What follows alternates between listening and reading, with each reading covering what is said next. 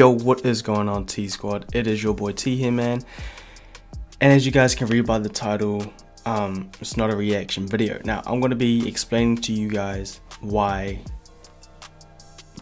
for myself, I no longer pursue a career in basketball, why I quit and stuff like that. Now, I know a lot of you guys may not be interested in, interested in this kind of video, and that's fine.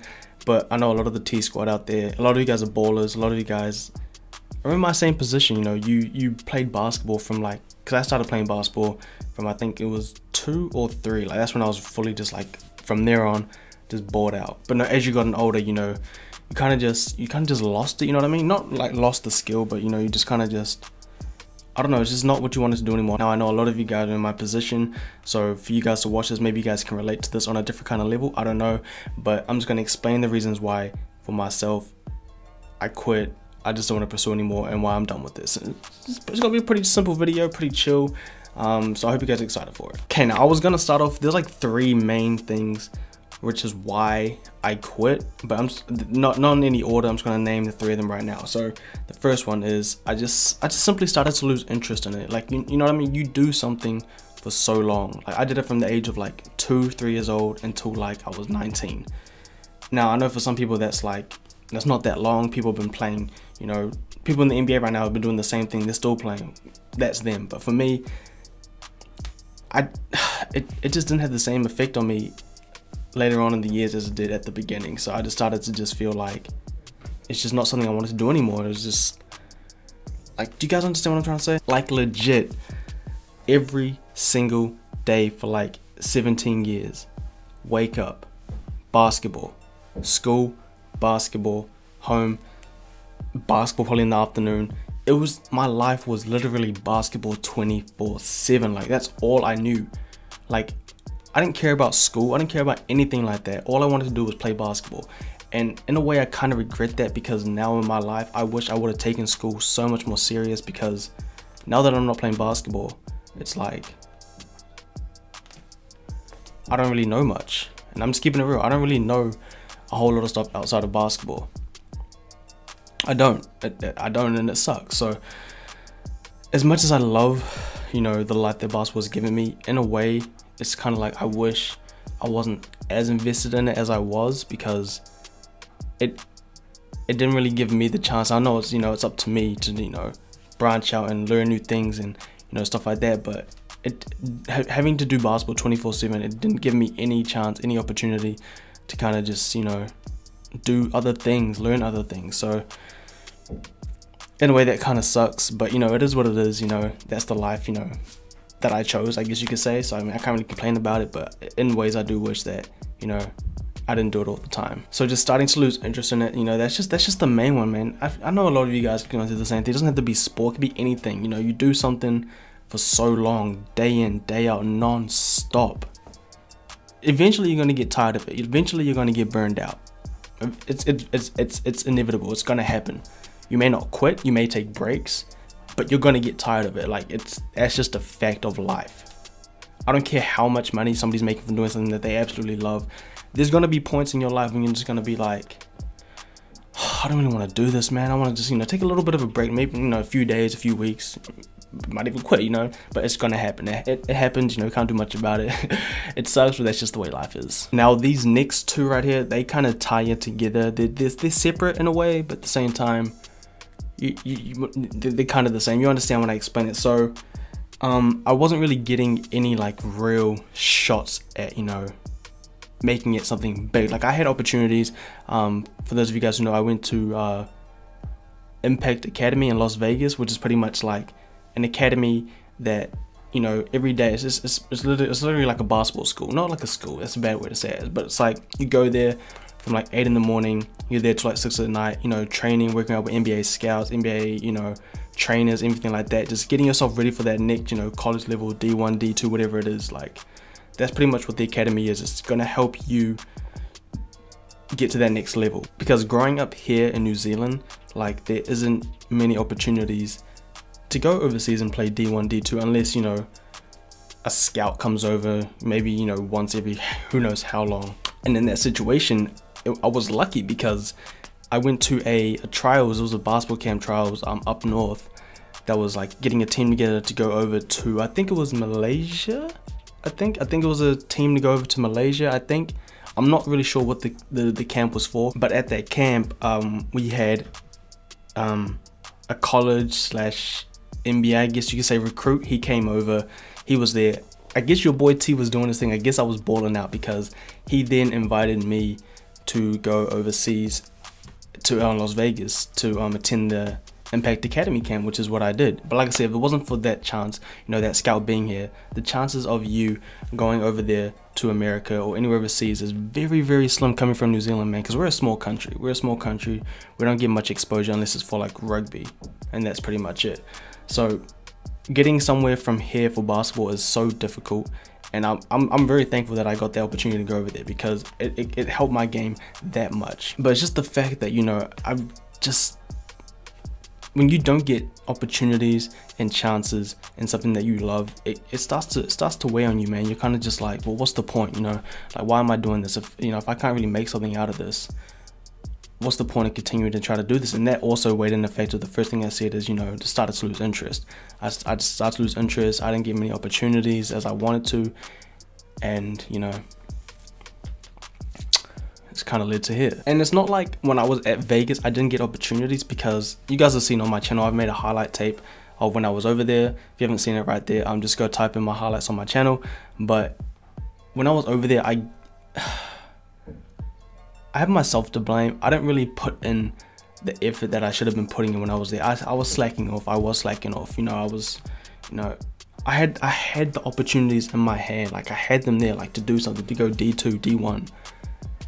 But just me as myself, as my personality, who I am as a person, like, I can be very, very lazy. And if I don't have somebody pushing me continuously, like, I'm gonna slack off. It's just how I am. I hate it, but it's who I am. If I don't have somebody behind me at all times being like, no, come on, you gotta do this, go, keep going, if I don't have that motivation behind me, like, I'm gonna slack off. And I find it very hard to be self-motivated because I see all the negative things of, like, the negative sides of things. Like, I always look for the bad shit.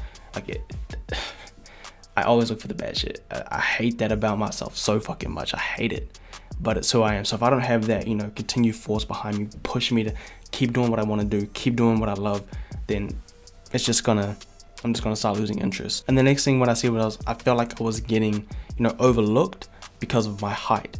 Now, I'm not the tallest dude. I'm 5'10", but I claim 6 foot, but I'm 5'10". And, you know, as somebody with my height trying to go over to America to ball, like, you're gonna get overlooked. Like, I feel like I had a better skill set than a lot of the players that were at Impact.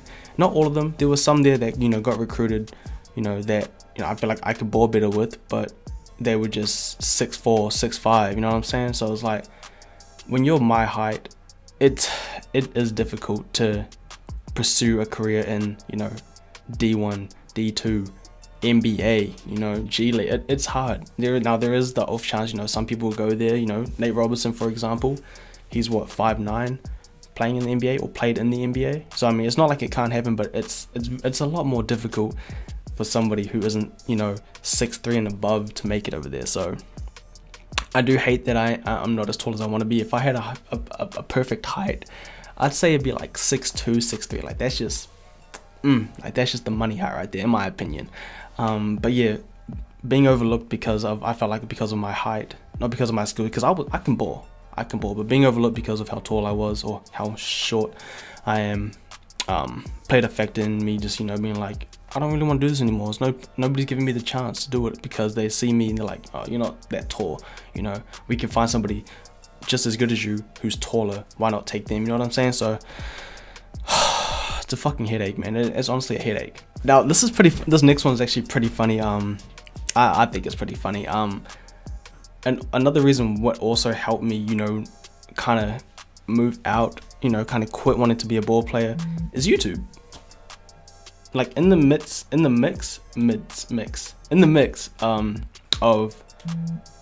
me pursuing basketball, I found YouTube. Now, I've been watching YouTube for years now, but like, at the time, it's like, in the last like few years, it's like I've taken it, like, I just fell in love with it. I fell in love with YouTube. Like, I loved vlogging. Vlogging is what made me want to start doing YouTube. And I was watching them and I was like, yo, I want to be able to put my life out there like that, you know?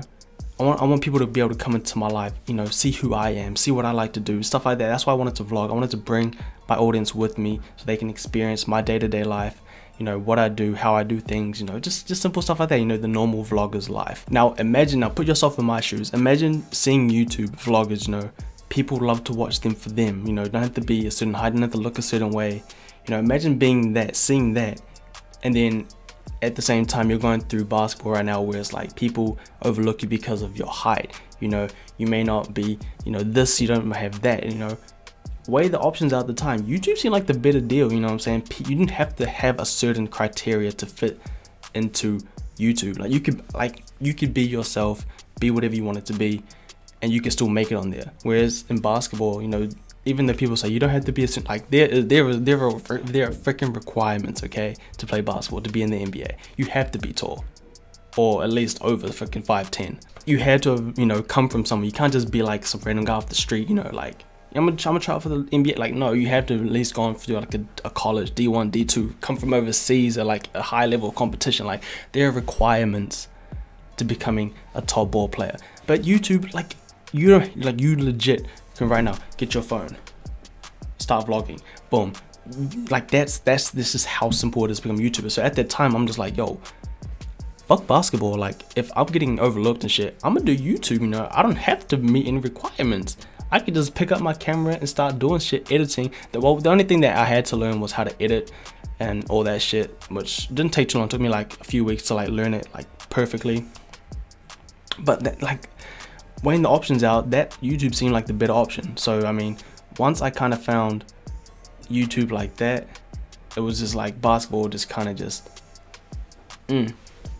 got pushed to the back and YouTube came to the front. So I mean, at the time, man, it was a no-brainer. Like I saw what could come from YouTube, and I fell in love with it like instantly.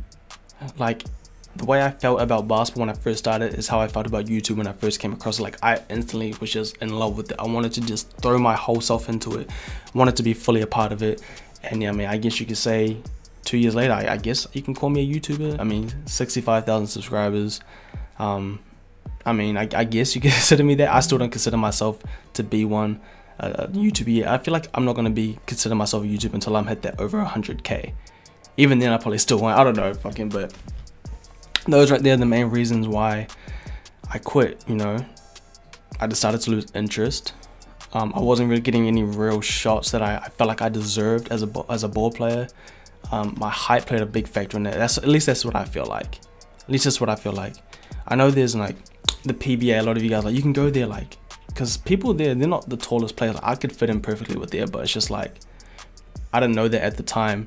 You know, I didn't know that that was an opportunity for me, you know, to try and get over there. If I knew that, I probably would have gone for it. I probably would have tried it, but you know, the past is the past. Shit happens. I'm here. I am right now, and you know, I'm happy, kind of, a little bit. Do I still want to play basketball?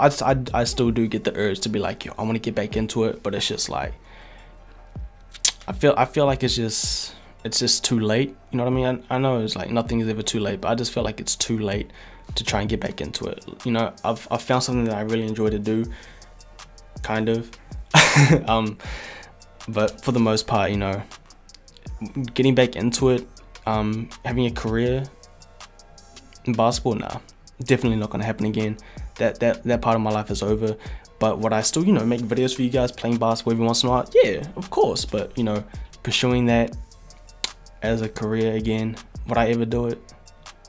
Nah, that chapter of my life is done. It's over. Also, injuries came into it, but you know, that's not really that important. You know, it wasn't anything, you know, career ending, so I don't really feel like that was something that made me want to quit. But yeah, hope you guys enjoyed this video. I hope it was very informative. I hope you guys can, you know, relate to this, you know, the ball players. You don't have to be a ball player. If you can relate to this on any kind of level, or you've done something, you quit because, you know, just got any of these reasons, let me know in the comments. I want to hear your guys' stories down below. Let me know if you guys had any similar situations like this. I would actually really enjoy to read it. But either way, T-Scott, hope you guys enjoyed this video, man, and I'll see you guys all in the next one.